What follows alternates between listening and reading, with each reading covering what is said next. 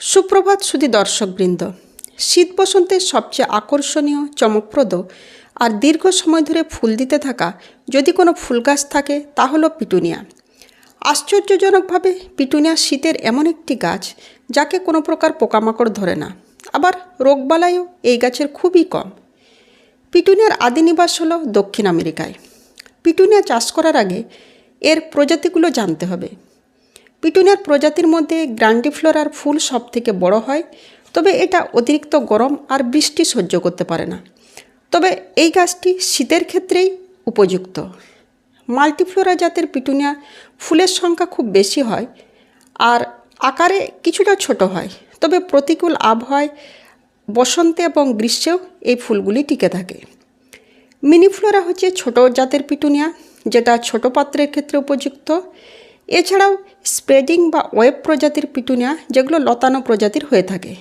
আমরা সাধারণত গ্র্যান্ডিফ্লোরা আর মাল্টিফ্লোরা এই দুই প্রজাতির পিটুনিয়ায় বেশি চাষ করে থাকি। এছাড়াও হাইব্রিড প্রজাতির পিটুনিয়ার মধ্যে সুপারটুনিয়া আর ক্যাসকেড আছে, যেটা ঝুড়ি থেকে ঝর্ণার মতো ঝুলতে থাকে। চলুন আজকের পিটুনিয়ার সম্পূর্ণ পরিচর্যা জানা যাক। আমাদের এই পিটুনিয়াগুলো দেখতে পাচ্ছেন বেশিরভাগই হ্যাঙ্গিং পটে আছে।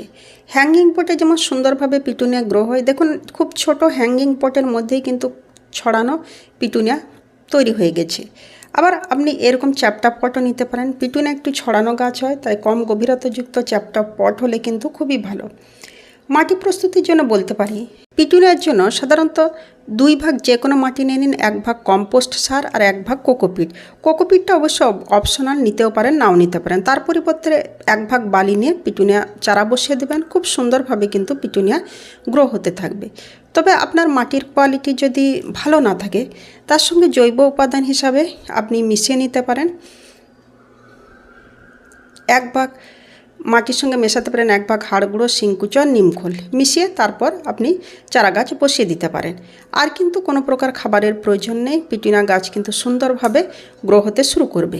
তবে 1 মাস পরে পিটুনিয়া গাছের যখন গাছটি ঝাঁকড়া হয়ে যাবে, সেই মুহূর্তে আমি সাধারণত পাতলা খাবার দিয়ে থাকি, আর কোনো হার্ডি খাবার নয়।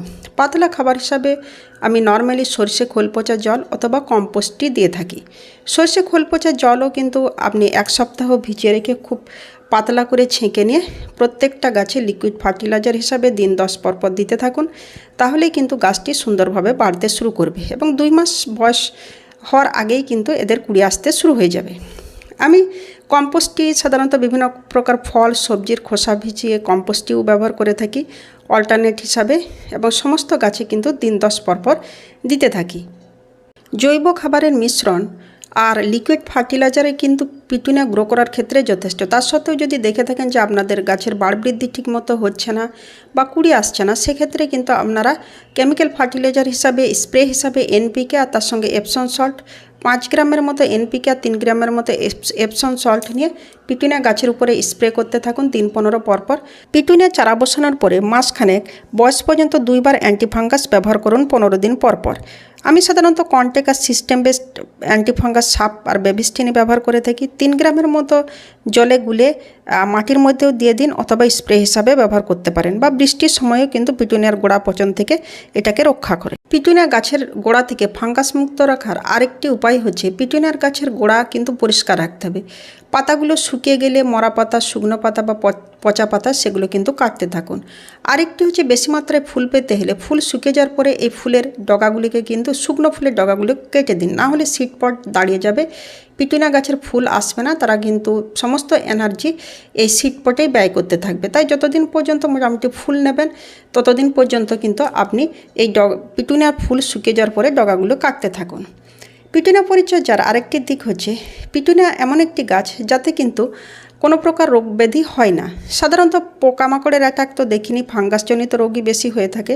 তবে আপনাদের যদি পোকামাকড়ের অ্যাটাক হয়েই থাকে, কিছু ক্ষেত্রে অবশ্য হয়ে থাকে, সেক্ষেত্রে কিন্তু পিটুনিয়া গাছে সাধারণত কেমিক্যাল স্প্রে না ব্যবহার করে, হয়তো প্রয়োজনে পড়ে না, নিম অয়েল 5 ml মতো নিম অয়েল 1 লিটার জলে গুলে যদি আপনি 15-20 দিন পর স্প্রে করতে থাকেন, তাহলে কিন্তু গাছ পোকামাকড় মুক্ত থাকবে।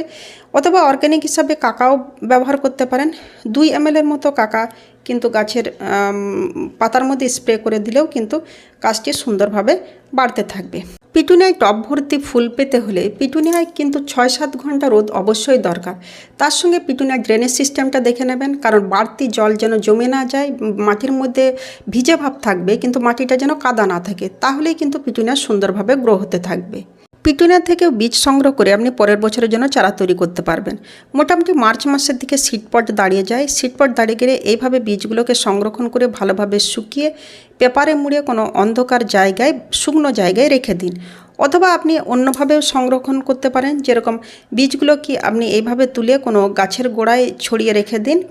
সেক্ষেত্রে হয় কি, যখন সিজন মোটামুটি সেপ্টেম্বর অক্টোবর মাস থেকে এই পিটুনিয়ার এই গাছের গোড়া থেকে কিন্তু পিটুনিয়া চারা আপনা আপনি তৈরি হতে শুরু করে দেবে। আমার এই যে চারাগুলি দেখছেন পিটুনিয়ার, এই চারাগুলি হয় গত বছরে বীজ ছড়িয়ে আমি তৈরি করেছি বা গাছের গোড়া থেকে তুলে পটে বসিয়েছি। পিটুনিয়ার লাইফ স্প্যান বা জীবনচক্র মোটামুটি 6 মাসের হয়ে থাকে। যে গাছ পিটুনিয়ার আপনি সেপ্টেম্বর অক্টোবর মাসে বসাবেন সেটা কিন্তু মার্চ মাস পর্যন্ত আপনাকে ফুল দিতে থাকবে। আবার আপনি জানুয়ারিতে যে গাছটি বসাবেন সেই গাছটি মোটামুটি মে মাস পর্যন্ত আপনাকে ফুল দিতে থাকবে। বর্ষাকালটাই পিটুনিয়ার ক্ষেত্রে উপযুক্ত নয়, সেই সময় গাছও প্রায় নষ্ট হয়ে যায় আর ফুলগুলিও নষ্ট হতে থাকে। তাই বর্ষাকালটা ছাড়িয়ে বাকি সময় কিন্তু পিটুনিয়া খুব সুন্দরভাবে তৈরি হয়। গাছ পরিচর্যা বা গাছের যে কোনো সমস্যা, সে শীতকালীন গাছই হোক বা গ্রীষ্মকালীন গাছই হোক, যে কোনো প্রশ্ন থাকলে করতে পারেন, আমি যথাযথ উত্তর দেওয়ার চেষ্টা করব। পুরো ভিডিওটা দেখার পরে আপনার যদি প্রয়োজনে মনে হয় আমাদের চ্যানেল সবুজে ঘেরা বনলতাকে সাবস্ক্রাইব করে নেবেন। আর ভিডিওটা ভালো লেগে থাকলে লাইক কমেন্ট করবেন। একটি গাছ অনেক প্রাণ, গাছ তৈরি করুন, ভালো থাকুন। চলুন পৃথিবীকে সবুজায়নের লক্ষ্যে আমরা সবাই একসঙ্গে হাত বাড়াই। ভালো থাকবেন।